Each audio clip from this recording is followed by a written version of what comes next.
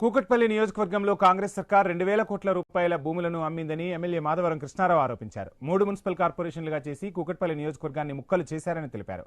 కూకట్పల్లి నియోజకవర్గానికి నిధులు ఇవ్వకుండా అభివృద్ధిని ఆపేశారని పేర్కొన్నారు.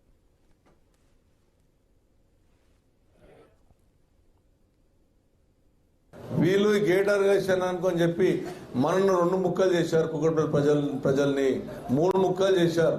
వీళ్ళకి తగిన గుణపాఠం చెప్పాలని చెప్పి నేను ప్రజలు విజ్ఞప్తి చేస్తా ఉన్నాను.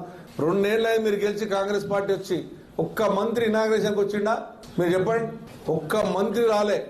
కానీ చెక్కులు ఇదే మాత్రం ఓన్లీ ఇన్ఛార్జ్ చెక్కులు ఇప్పడం అమ్మవారి చెక్కులు తప్ప మీరు అభివృద్ధి విషయంలో ఒక్క మంత్రి 2 ఏళ్ళన్నా మీకున్న జిల్లా మంత్రులు 2 ఉన్నారు. నాకు ఒక్క మంత్రి రాలే, ముఖ్యమంత్రి రాలేరు అంటే 2 ఏళ్ళ దాకా మా ప్రజలు మీకు ఓట్లేదు. అవునా? అధికారం అడ్డం పెట్టుకొని అధికారంతో మీరు చేస్తున్న ప్రయత్నం జరుగుతుంది. కాబట్టి ఇవన్నిటికీ తాటాపు సపోర్ట్లకు భయపడేటటువంటి బీఆర్ఎస్ టీఆర్ఎస్ పార్టీ కాదు. అసెంబ్లీ తెచ్చుకుంటాం మీకు.